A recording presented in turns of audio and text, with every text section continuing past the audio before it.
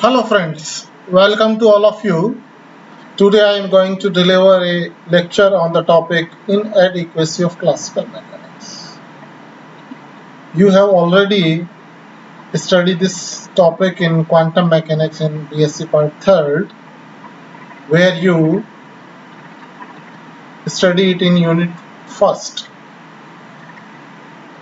In MSc Physics, this topic is also here, and the approach of this topic is quite different. In BSc, you just understand about the basic concept behind blackbody radiation.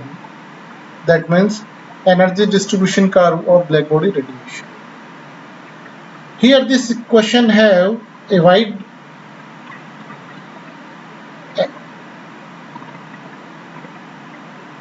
so initially I just explain a very limited portion of that, and in next lecture I explain the whole part of this that you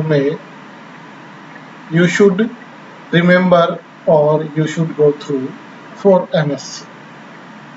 Inadequacy of classical mechanics.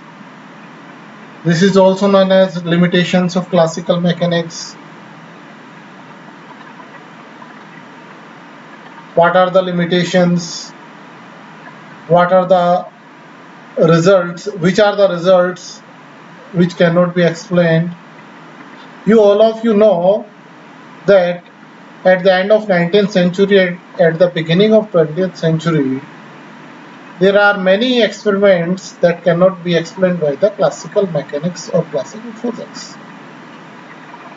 Initially, before that, there are a major distribution of the areas like that. In mechanics, Newton explains the whole things, or Newton's concepts can explain the whole things. In electromagnetic theory, Maxwell's idea can explain the whole things. So such kind of things that there are many scientists in every field that have very much strength in their concepts, and they can explain any kind of experiment, any kind of theoretical concept, and any kind of observations of experiments they want to explain. But at the starting of 20th century, there are many kinds of experiments which observations or experimental results are not explained by the existing scientists and existing concepts given by them. So that is the region of origin of quantum mechanics. So after that, you all of know that first scientists that explain the quantum mechanical point of view, the blackbody energy distribution curve, that is Max Planck. After that, Einstein and many scientists explains the different ideas. So let us start. Today I show different approaches or different kinds of approach of authors, how they explain this topic in a small part or intermediate or long part. So today we just go for two parts. If there is a small question, then first part is better, and after that I discuss two different articles after that can be used for a question for section B. For section C, in next lecture, I will give in wide scope how you take this topic and how you answer this, because there is very big there are many experiments and there are many concepts and there are many things that can be explained under this topic. So you should restrict yourself according to word limit for any kind of answers when you try to answer with 50 words, 200 words and 500 words. So let us start. Inadequacy of classical mechanics. Initially I say that Newton's three laws that explains the celestial bodies, planets, stars, that means macroscopic bodies, as well as microscopic also. Newton is successful to explain the any kind of body with non-relativistic speeds. Newton's laws are for non-relativistic speeds. Similarly, Maxwell and other scientists. The inadequacy of classical mechanics is that point A, it cannot explain the non-relativistic motion of atoms, electrons, photons, etc. It cannot explain the non-relativistic motion of atoms, electrons and protons. It could not explain the stability of atoms. It could not explain the stability of atoms. And it could not explain the observed spectrum of blackbody radiation. That this topic you cleared in BSc third year, and it could not explain the origin of discrete spectra of atoms.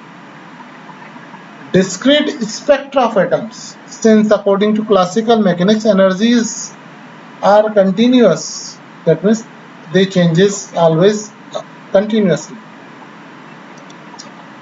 It could not explain the phenomena like as photoelectric effect, Compton effect. So inadequacy of classical mechanics led to the development of quantum mechanics. Here you can also include the different topics also, like as a specific heat of solids, and which we explain in next articles. So such kind of answer can be useful for your word limit 50 words. After that, three failures of classical physics. If there is a question in section B where you are restricted to answer it according to 200 words, so you can include few experiments in which three failures of classical physics are basically explained in many books. Blackbody radiation, in which we already studied in the BSc part 3rd, where spectral energy distribution curve, that means spectral energy, here is spectral energy or spectral density versus wavelength.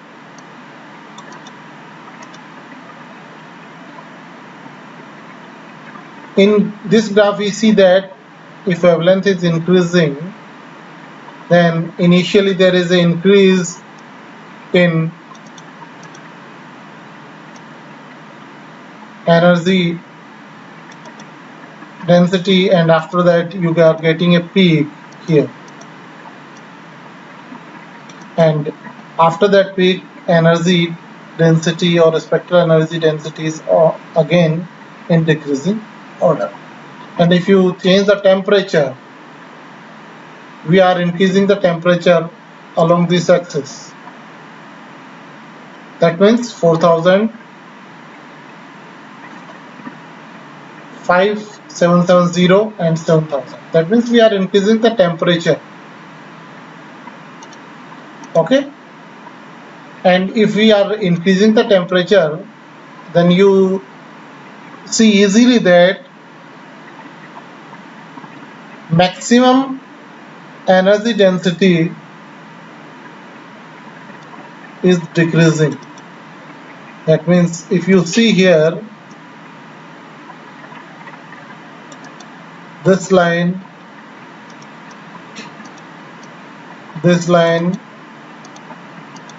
and here, you see that the peak is shifted towards the lower wavelength region. That can be explained by the Wien's displacement flow lambda t equal to constant. So you already studied this, that Wien's and Rayleigh jeans try to explain this phenomena, but Wien's only explain the half region of this curve. That means Wien's is only explain the ultraviolet or shorter wavelength region, and Rayleigh jean explain the infrared and longer wavelength region. After that, Max Planck comes and gives the idea that energy is not continuous and its form is discrete. Its emission and absorption is discrete, and it propagates in the space like as a wave. Point to be noted by the students that the Planck's idea is that the energy emission and absorption is discrete process, that is in particle nature, but when it propagates in the space, that is wave nature, that means energy is continuous. And after that, Einstein comes, and Einstein takes the idea that in both cases it is behave like a particle and energy is discrete in the both cases. That means energy is also propagate in a discrete energy concept, or that means particle nature. So this is very large topic. I just initially explain the things that you have already understand these things, because you already studied in your lower classes in BSc and 12th class. And after that, Maxwell's Planck's distribution law, Planck's radiation law, you already derived in BSc third year, that explain the whole point.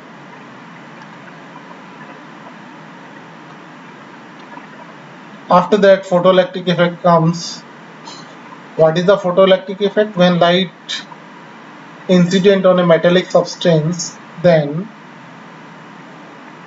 electrons are emitted, that means particles are emitted from the metallic surface. Such kind of phenomena is known as photoelectric effect. If you want to understand these ideas,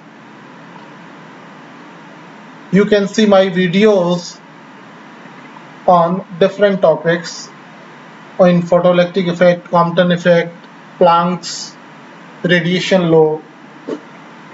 And for BSc third year, I explain the inadequacy of classical mechanics, where I explain the black body radiation curve clearly. So you can easily understand by seeing this video that how photoelectric effect cannot be explained by the classical mechanics and how it is explained by the Max Planck. Max Planck shows that energy comes in clumps. What are the meaning of clumps? That is quantum. In bundle form. Energy is in bundle form, that means in discrete fashion or discrete nature of the energy, and this idea changed the whole things. And third is hydrogen atom. You all are familiar with different kinds of models for hydrogen. Initially, thinks that electrons are revolving and protons are there, and after a spiral path, and atom's model is not acceptable, physically not acceptable. After that,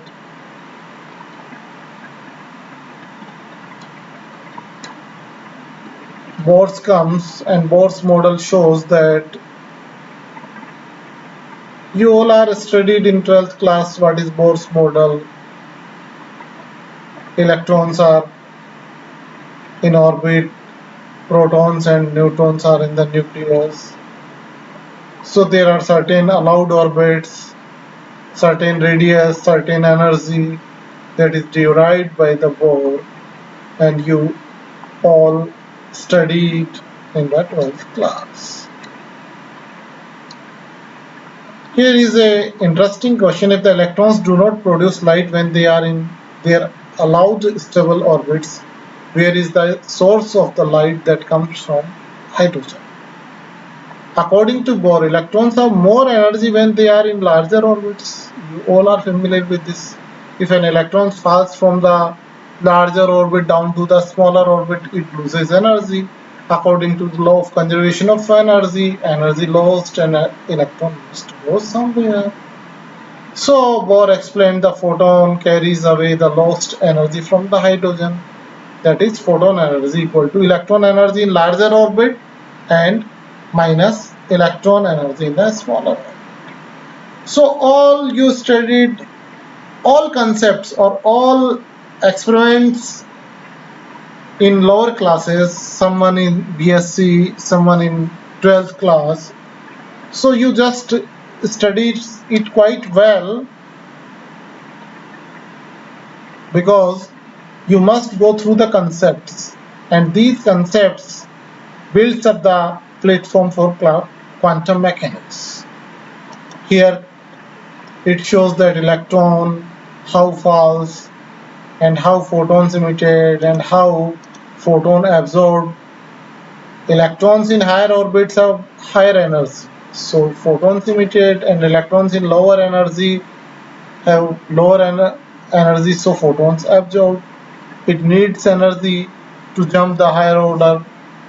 So these kinds of things are there. Waves or particle nature, matter waves or radiation all have dual nature of property, waves or particles. You can see also my video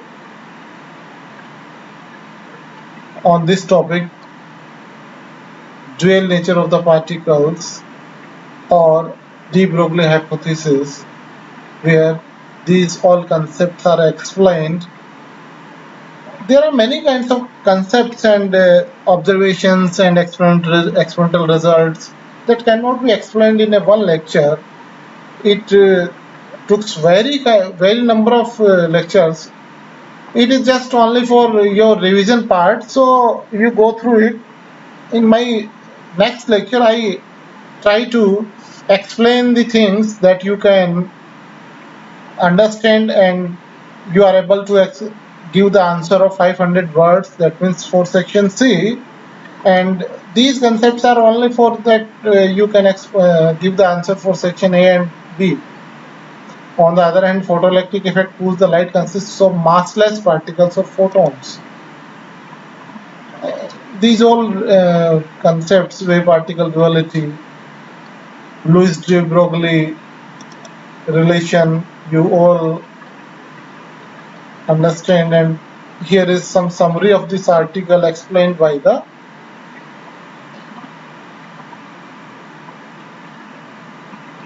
concepts we use in failure of 3 experiments.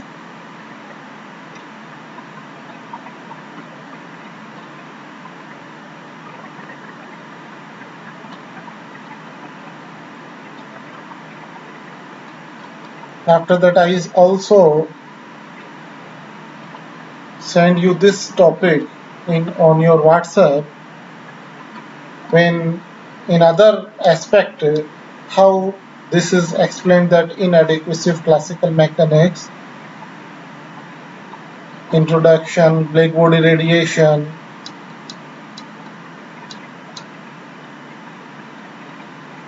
photoelectric effect,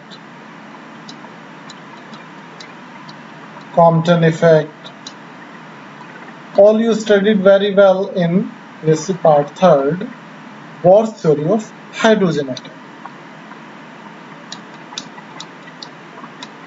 wave-particle duality, Heisenberg's uncertainty principle. If you want to see these all topics, you can see on the internet. On every topic I give a lecture. Heisenberg uncertainty principle, wave particle duality, then U, Compton effect, photoelectric effect for BSc third year. So you see this video and I explain very well.